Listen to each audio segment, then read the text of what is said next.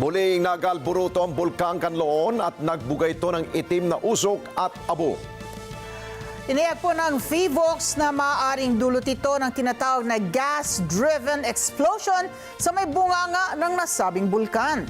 At dahil dyan, posibleng itaas sa 10 kilometers ang naunang 6-kilometer danger zone sa paligid po ng naturang bulkan dahil sa patuloy na pag-alburuto nito. Si Vin Pascua sa balita.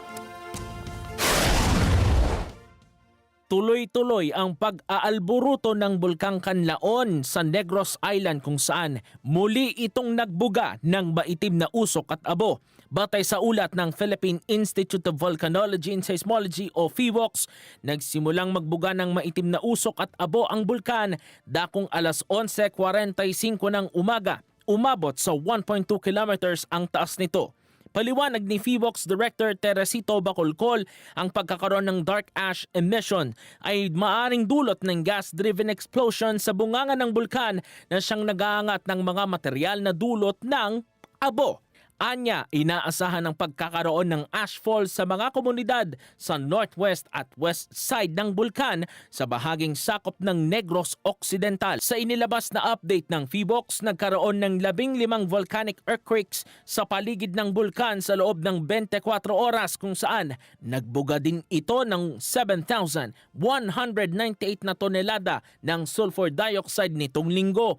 Sa ngayon, nanatili sa Alert Level 3 ang paligid ng bulkan na ang ibig sabihin ay meron itong high level of volcanic unrest.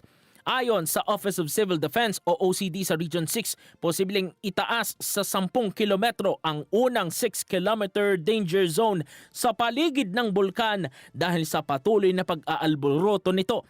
Umabot naman sa 130 million pesos ang halaga ng karagdagang pondo na inilaan ni Pangulong Ferdinand Marcos Jr. para sa relief operation para sa mga biktima ng pagsabog ng bulkan.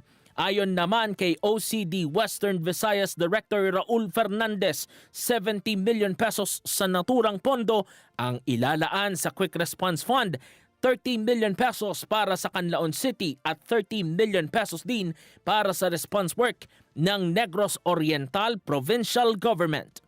Vin Pascua para sa Mata ng Agila, matatag, matapang, matapat. Maraming salamat sa inyo pong pagsubaybay sa Mata ng Agila Primetime.